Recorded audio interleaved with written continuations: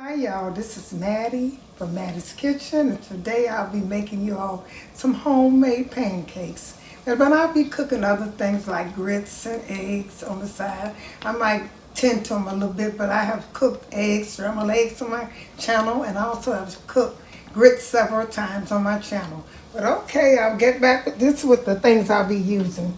For my pancakes, I'll be using self-rising flour. So when you use self-rising flour, you don't need baking powder or salt. So I'll be using that.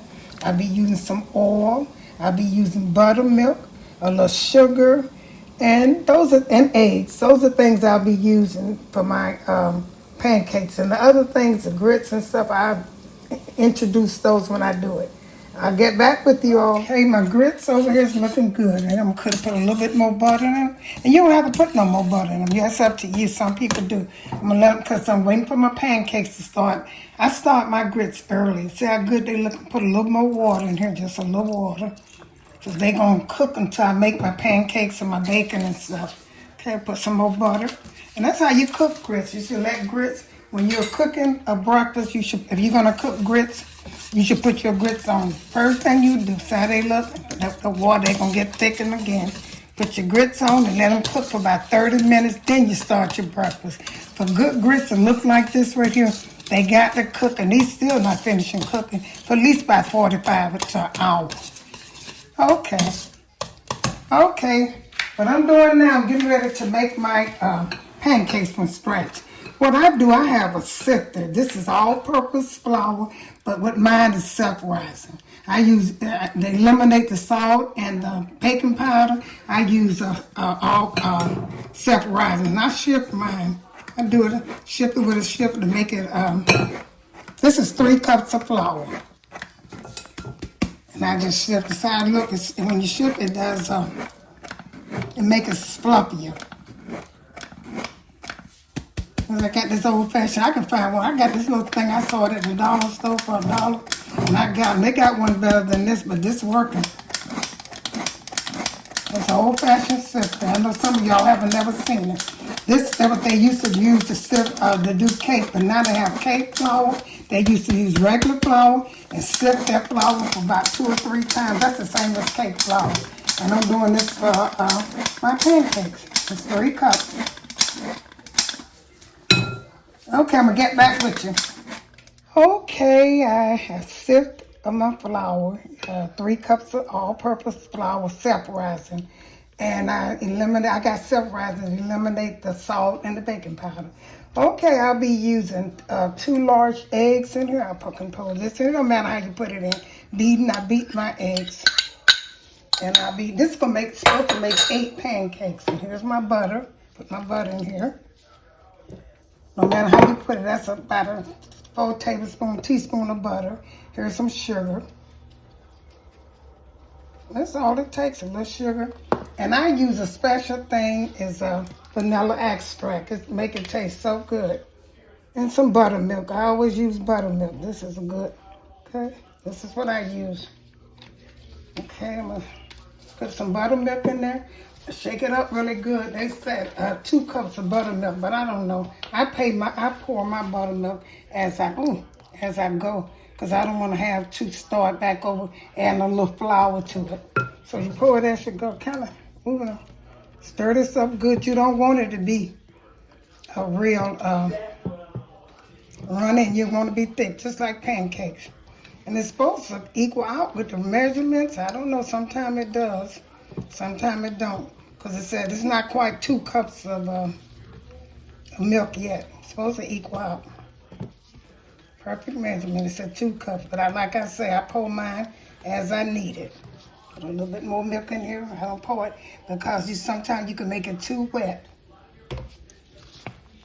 Sometimes exact measurements works perfect, and sometimes they don't. They do work perfectly for a cake, you know. You definitely have to use a measurement for a cake. No, that's not quite. Almost getting it.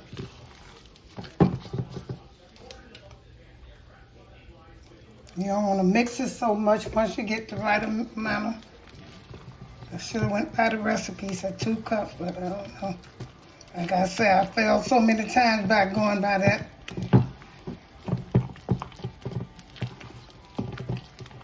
but it's coming. A little bit more milk. Those flavors are good. I might put a little more tap of sugar. I don't know. But I also use Mrs. Butterworth, extra butter syrup, and I kind of warm it up. So a little bit more milk, and I'll be good to go. My grits is cooking. My bacon is almost done. And I'm going to get ready. I got my skillet over there with a little grease in it so I can get this together. I'm going to finish stirring this off camera, and I'm going to show you how it look once I get through. Okay, here's my bacon grease. This is what I use for my pancakes. You don't have to. That's up to you. That's what we was learned how to do. I know in the mess hall they use bacon grease. For all the soldiers, they use that for the pancakes and the French toast. Okay, you want your skillet to be hot. Like I said, I use the bacon grease. That's what we use. And now what I'm doing is that's how you want your pancake mix, old-fashioned to look, just like that. And follow my instructions. Use all my ingredients. Now, it got a little hot. I'm going to get ready to cut it back on about medium. I'm going to put this is what I do. I take my pan or my bowl and set it over. Bring it close to the skillet so I won't make them. It's about one of these big spoonfuls. It's about, right size. And I put 3 in there. But I think I need a little bit more. I go over there, put a little bit more. That's how I do them. Old-fashioned pancakes made from scratch. Let them cook. Okay. Let these cook. I let them cook a little slow until they get a good brown on them. And I'm going to let them cook and show you. These are kind of big. I shouldn't have let that one touch, but it'll be okay. Once it's brown a little bit, I'm going to untouch it. Okay, then.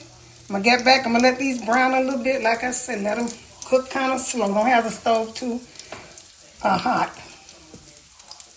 These going to be some big ones. I'm going to cut it down low, and I'm going to let them cook. Like I said, you don't need them to touch. I might put a little bit more, but it ain't going to hurt them. They're going to still be good and delicious. And here's my grits over here. See, my grits is ready. It's ready. Good grits. Like I said, when you're cooking grits, always cook it first. The first thing you cook. Okay. These are going to be some big pancakes. Pancakes, I flipped them over. They're so good. Look at that, brown and crispy. That's what I was showing y'all how to make them. You don't have to buy that pancake mixer because you can control this, how pretty that is. You can control that the way you want to. Now I'm going to put 3 more in here and cook these. And then what I'm going to do is, this is bacon grease. Like I said, I always use bacon grease. I'm going to take and cook my eggs and be ready to present. My bacon is done. And I'm going to get ready to cook my eggs and put this on the plate.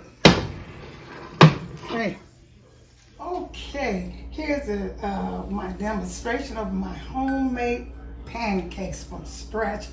Don't they look good? They are so good and delicious. Follow my instructions, very simple and easy. I threw some bacon, some cheese, scrambled eggs, and some grits on the side. But my presentation was mostly for my homemade pancakes. I hope you enjoyed this presentation. If you did, share it with friends and family. Once again, thank you all for tuning to Mattie's Kitchen, and have you some.